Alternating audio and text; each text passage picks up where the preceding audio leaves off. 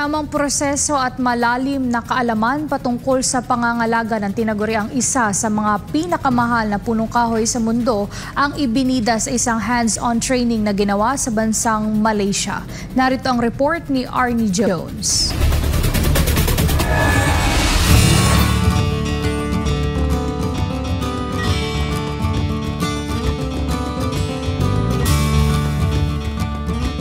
Itinampok sa isinagawang hands-on training dito sa bansang Malaysia ang tama at makaalam na proseso sa pag-aalaga sa tinaguriang one of the most expensive woods sa mundo, ang agar woods.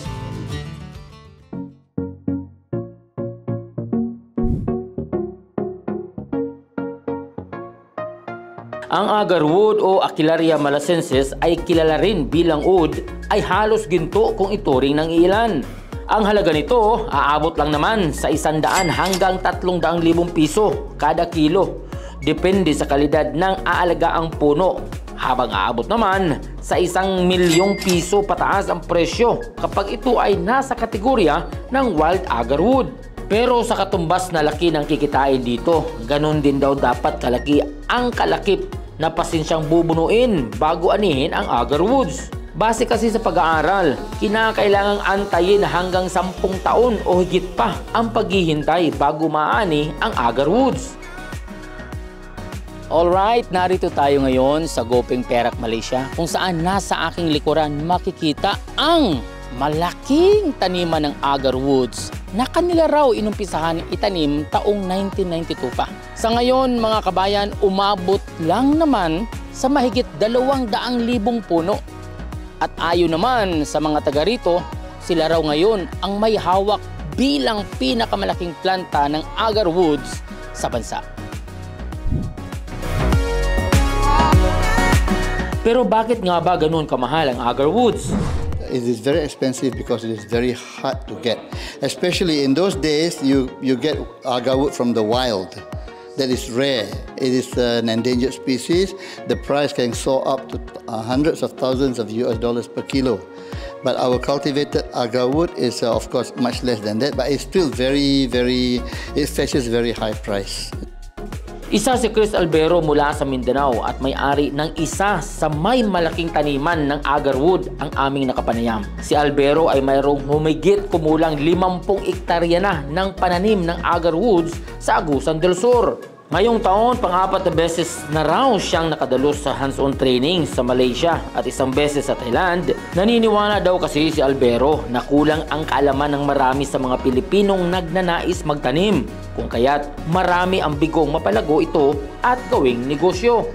Si Agar Care ay nagpunta dito sa Malaysia para mag-train, para malaman about agarwood farming dahil yan po yung importante para po tayo makatulong sa ating mga Filipino farmers. So ano ba yung role ni Agar Care? Si Agar Care ay siya yung tutulong sa mga farmers kung paano yung tamang pagtanim, legality, marketing, at saka yung tamang proseso dahil yan yung kailangan ng mga farmers. Si Luisa Camba naman, patuloy ang ginagawang research patungkol sa agarwoods. Plano kasi niyang ipamana sa kanyang mga anak at mga apo ang mapapalagong negosyo.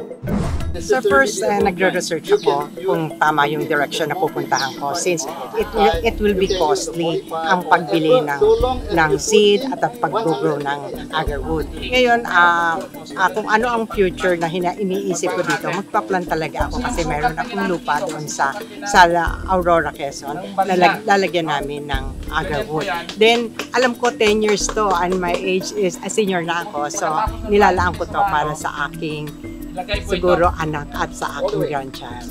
Ang purpose ko lang po is magtanim. Magtanim lang muna ako. Yun ang pinakamahalaga at nakikita ko yung mga nakatiwangwang na lupa sa amin po. Sayang din kung hindi natin gagamitin. Tanim muna tayo para makatulong tayo sa ecosystem. Mababalance po natin sa pamagitan ng agarwood po na ang ibig sabihin po yan, it's just not like a money. It is for the help of the community. Pero dahil nga mahal at mahirap itong hanapin, nagpaalala naman ng pag-iingat ang OFW na si King Billy Mac para dito. Sa kanya kasing karanasan, 3 beses na umano siyang naloko nang naising makapagtanim nito. Ang mga umano'y nanloko sa kanya, nakilala niya lang naman daw sa social media. Kung kaya ngayon, personal na raw siyang nagsaliksik at sa tulong na rin ng AgarCare Philippines Incorporated, si Billy Mac at ang kanyang kinabibilangang kooperatiba ay mayroon ng 5 ektaryang agarwood plantation. Ang ma-advise ko sa ating mga kababayan nating mga OFWs, the migrants, and even for the OFW veterans na mag-ingat talaga sa pag-invest dahil maraming scam, maraming mga multi-level marketing, business or whatsoever na hindi naman natin naayos ang pagmamanage. So I'm inviting and I am encouraging the OFWs first to create a cooperative. Sa gitna ng hands-on activity, inisa-isa dito ang masusi at maingat na proseso simula sa seedling process hanggang sa inoculation process na ayon sa mga espesyalista, ang inoculation ang pinaka-importanteng proseso sa plantasyon ng lapnisan kung saan anila ay kinakailangan ng profile company o yung legalidad ng pagkukunan ng organic liquid na ini-inject sa puno para masigurong magkakaresulta ito. Samantala, may paalala naman ang ilang espesyalista sa pagpili ng ilalagay na liquid substance sa kanilang lapnisan. Please refrain from using chemicals or poisons. In the agarwood tree, you can put anything.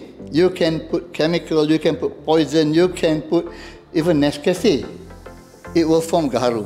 But please avoid chemicals because customers nowadays, they are very, very wary about what they buy.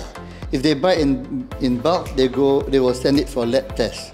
And the moment they find there is chemical or heavy metal in your agarwood, that's the end of your business. Bukod sa mga mamahaling pabango, patok o kilala rin ang agarwood sa iba pang mga mapagkukunan ng benepisyo gaya ng gamot para sa may mga asma, may rayuma. Maaari din itong gawing herbal tea, spa oil, instant noodles at marami pang iba. Taong 2020 nang bigyan ng pahintulot ng Department of Environment and Natural Resources o DENR ang pagbebenta nito.